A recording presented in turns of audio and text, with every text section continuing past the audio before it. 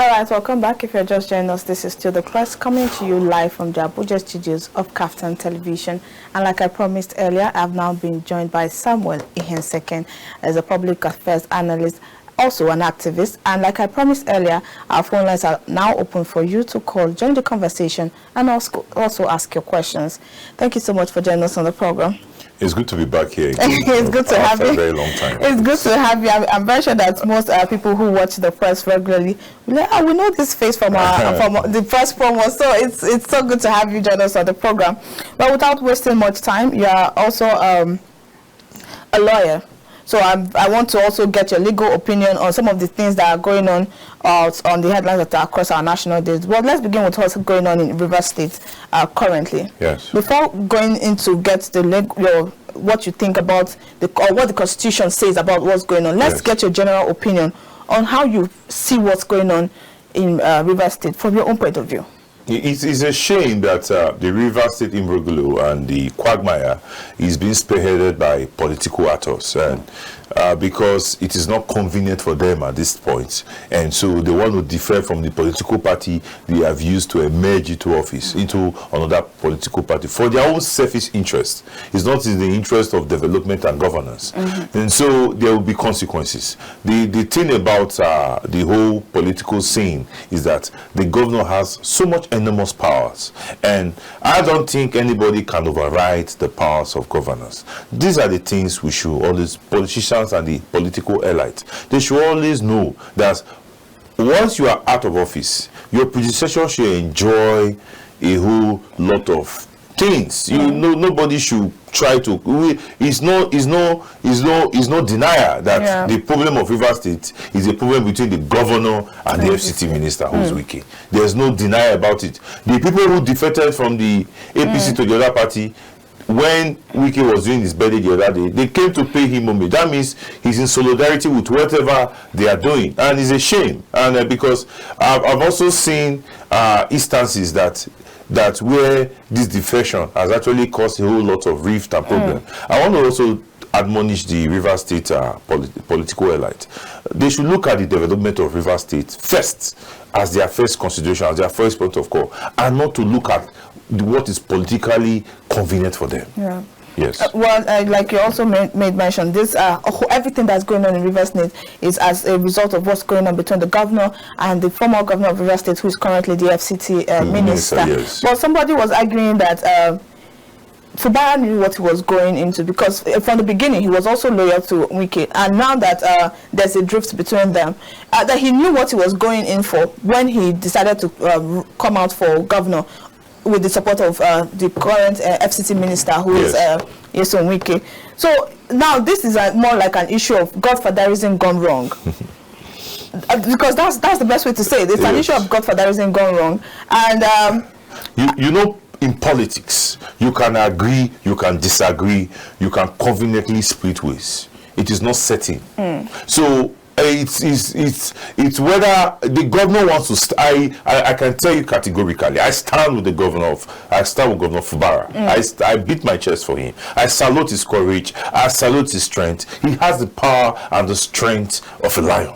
And that is how it should be. He should have the balls to call the shots. He is the governor. Yes. And the Constitution has donated him so much power to govern the state in the best possible way. Whatever agreement he had with Wike, it was not written, it was not signed. Whatever understanding he had with him, it can be jettisoned for the overall interest of the Rivers State people. Sure. So I admonish Governor Fubara, he should not be distracted. He should face the main core purpose of why he's in Rivers State. All right, now let's talk Constitution. Beautiful, yes. It is quite unfortunate that my friends. Yes. Okay, we'll have callers on the line already. Hello, good morning. Hello, good morning. Good morning to you. Yeah, I'm calling from Sandra. Please go ahead and make your contributions. How are you doing today? Fine, great. Yeah, I think that, good morning. We can hear you. Go ahead. All right. I think that what is happening in Rivers State is rather very unfortunate. I think that it is not fair. It is not fair to put Rivers State in this kind of situation. Okay. This shows the contradiction in the kind of democracy that we're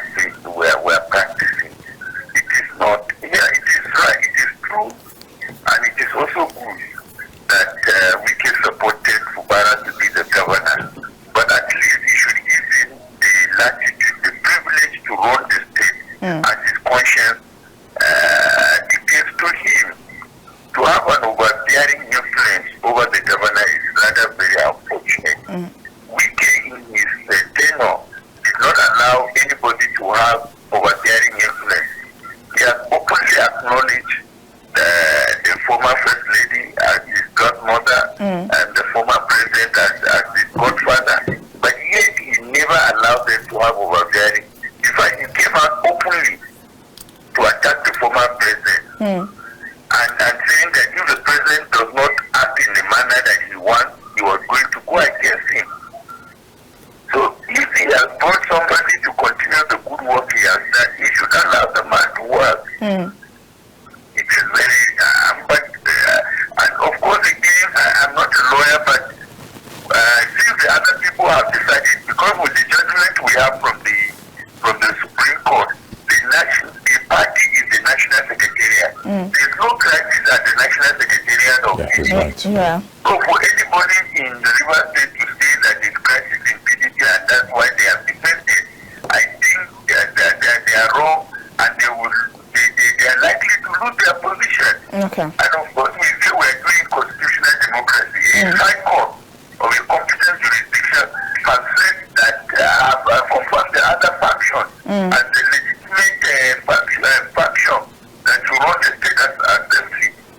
And so we must, if there's anything, the other parties should go to court to challenge the other judgment. All right, thank you so much. Into a banana republic. Thank you very much. Thank you so much for your contributions on the program this morning.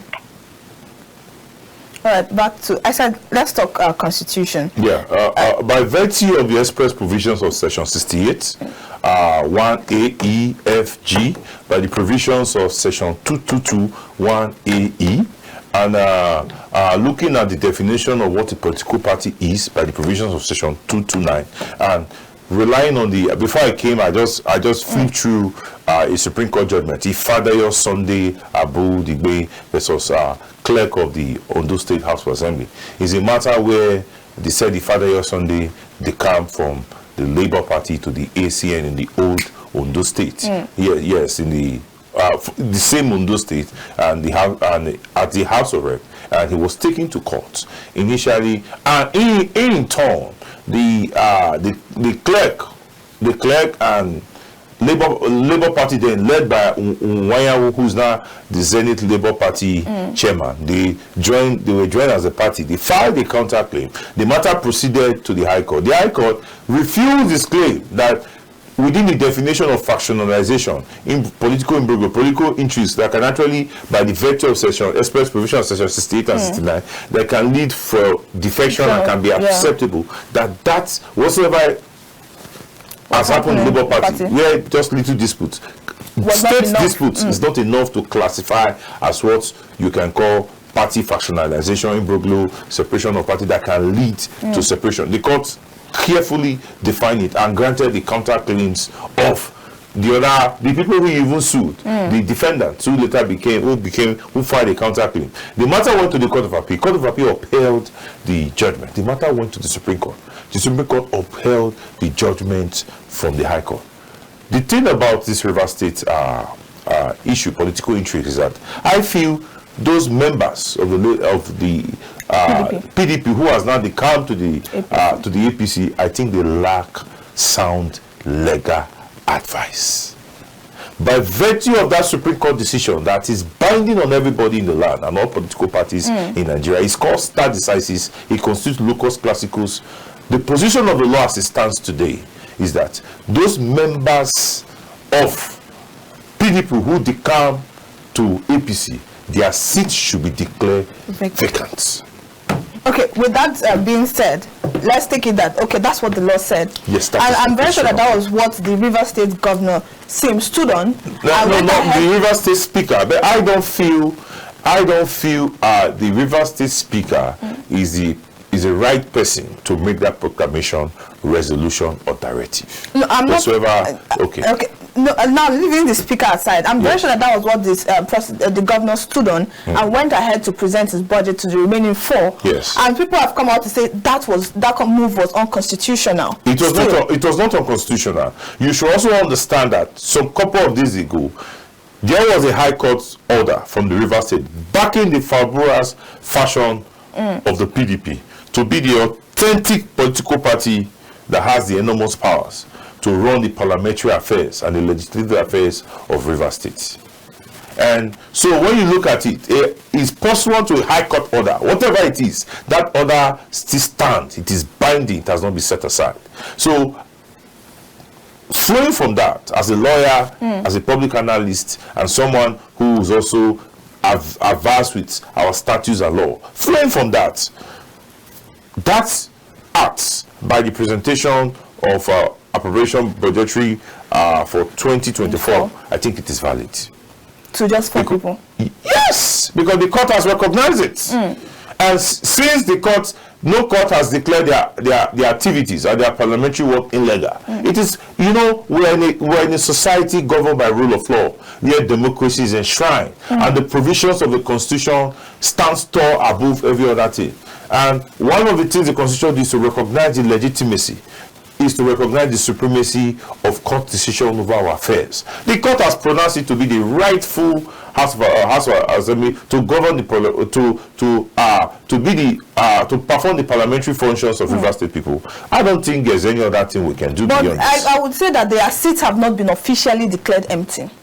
I think the River State, because he is also a player, he is also a participant in the dispute. I think with all respect, I might be wrong on this aspect, but I think the River State Speaker is not the right person to declare their seat vacant. What I think he should do is to make a resolution based on this and this and this and send to INEC. And I think INEC can look at it and see whether their seat have actually, and if there's an official correspondence from the APC party that those people has actually defected, I think INEC is in a better position to actually call for elections, because if you say the seats are vacant, that means INEC will have to do fresh elections to fill those vacant seats.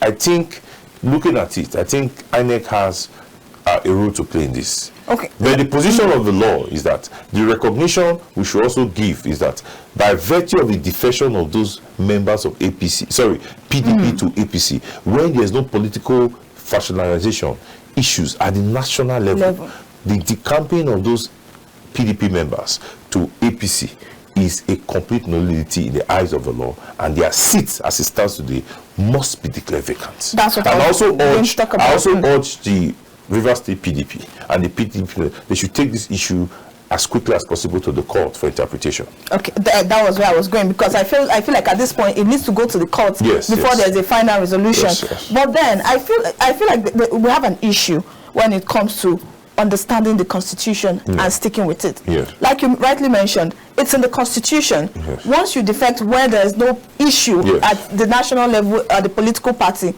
you've automatically lost your seat. Yes. We all know that. We are saying it and we know it. Yes. But it's more like nobody is holding them accountable for that action. Because as of yesterday, they returned, or they were around, they were at the this house for plenary yesterday, the 27 of them. But one thing you should understand is that 2 of them deflected back to APC. The actions of persons might be illegal.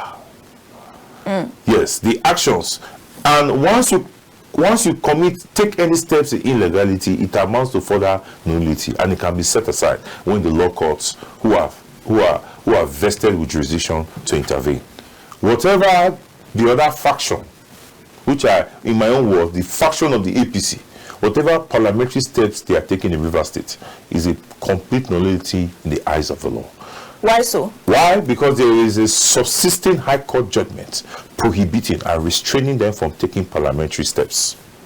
And by today, they are in contempt of that court interim order from the River State High Court. And so everything they are doing, you must be careful.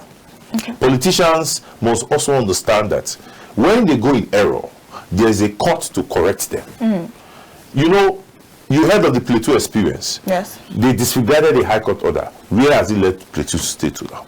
Leave the issue of whether it's a pre-election or post-election matter. What has it cost Plateau? Has it not destroyed the whole machinery of the PDP in Plateau State? Have they not almost lost all the seats they won and they were voted for? So leave those fashion of the APC. What they are doing, there will be consequences at the end of the day. Every step they are taking amounts to a gathering of school children. So they should not be taken serious.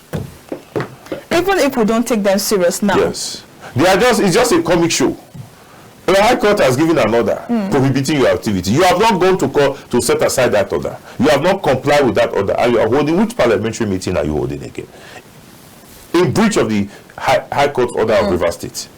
Which meetings again? When the High Court has said you people are an illegal entity, that this is the other one of the PDP is the legitimate and recognized faction of the parliamentary leadership. Which other thing is there? And that order is still substituted. It has not been set aside. And there's no order backing your actions as a set of politicians who can conduct parliamentary elections.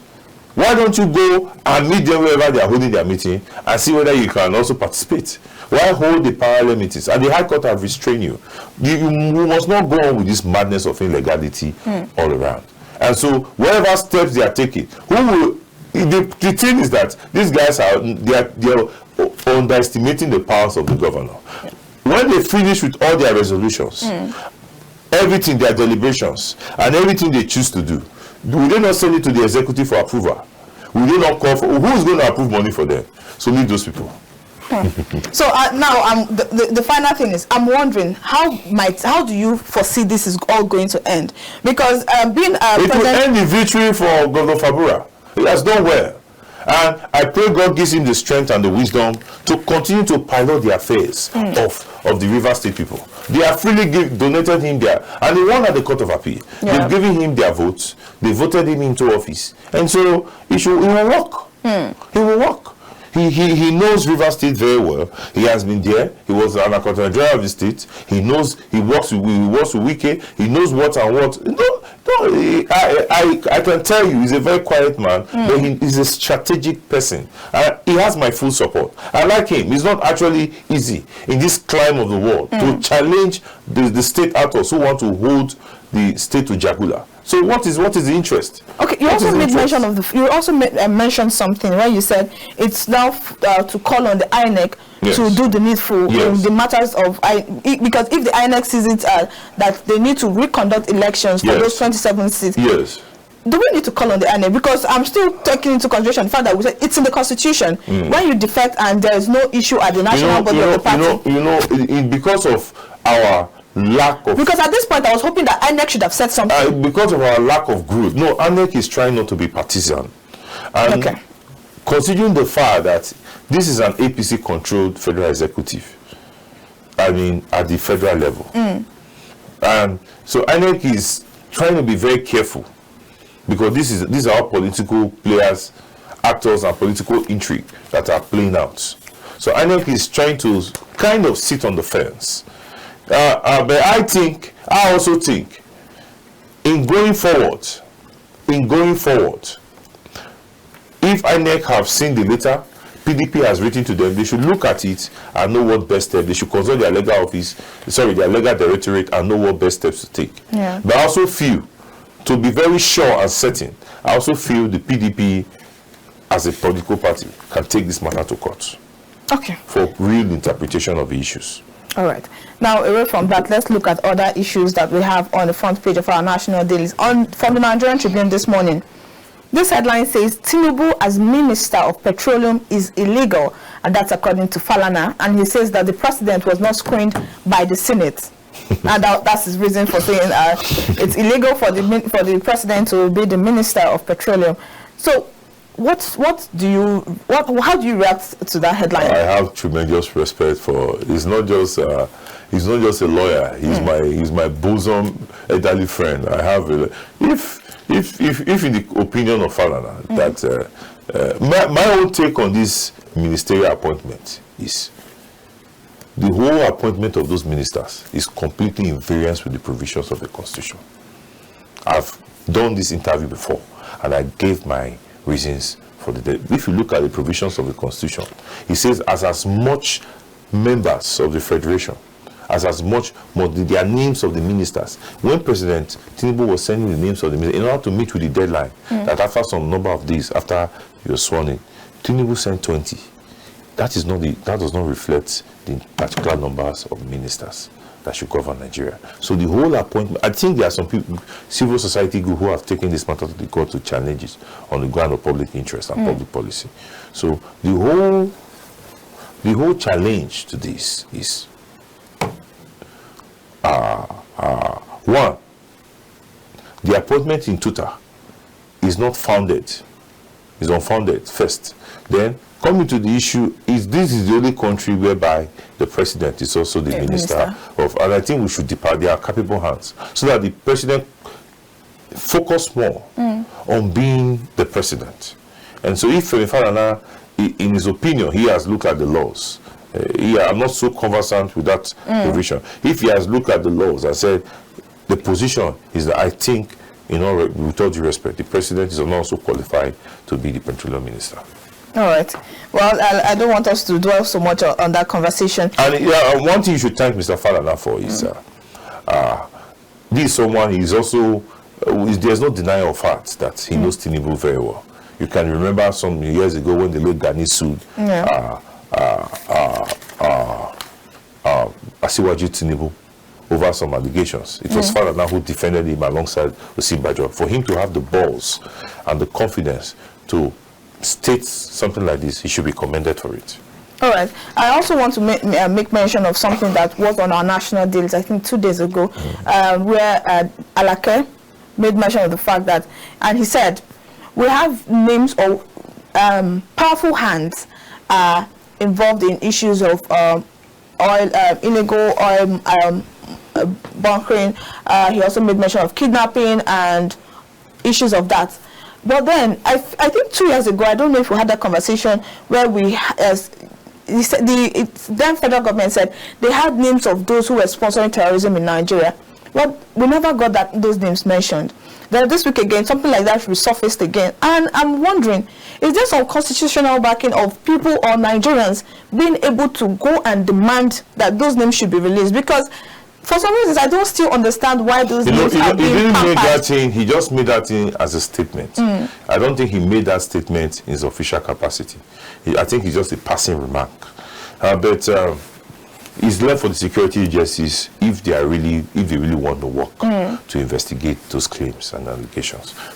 We have gone beyond this rhetoric. Do you know why I'm asking this? Yes. Because lots of people say Nigeria should demand accountability. Nigeria should demand accountability, and I'm wondering how then? Because you're also an activist. So how do we demand this accountability? It's when you say accountability, without the government of the day, the executive, if they are not interested in seeking proper governance and accountability, whatever the people are saying, activists, civil society, is a total waste of time. Okay. The ball lies on the part of the executive to call for accountability.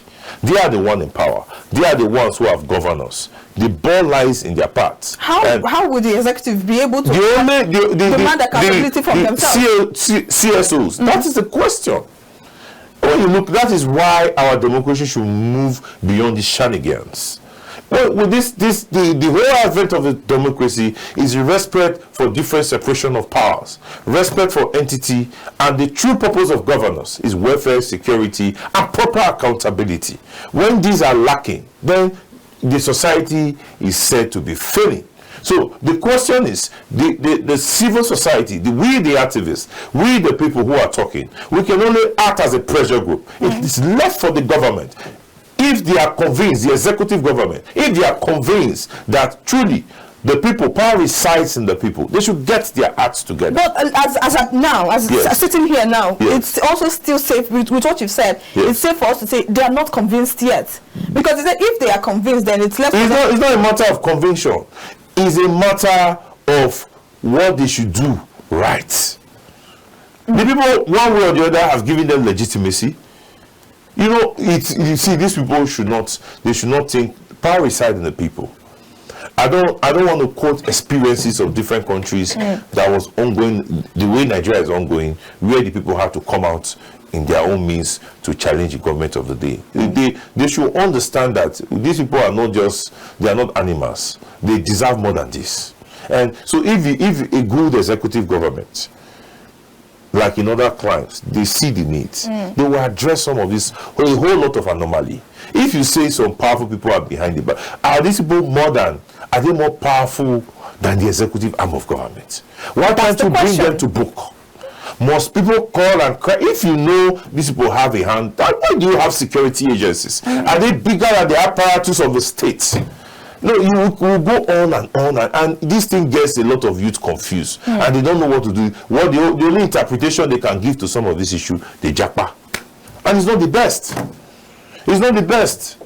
I pray the wisdom come to the Nigerian government by the day, and let them understand that power truly resides in the people, and their period in governance is just for a transient period. Most of them, I've seen most of them, when they leave power, they start regretting why they didn't take some actions. And that is not left for them and their conscience. This is a powerful country with multi-diversity. A very strong, one of the most populous country in Africa and even in the world, with a lot of, not blessed with natural resources. And when you have some people who are actually causing the country harm, what is stopping the executive arm from government from seeing how they can be brought to books? Must the civil society start crying and raising their voice or going to court before some of these things are being resolved? No, I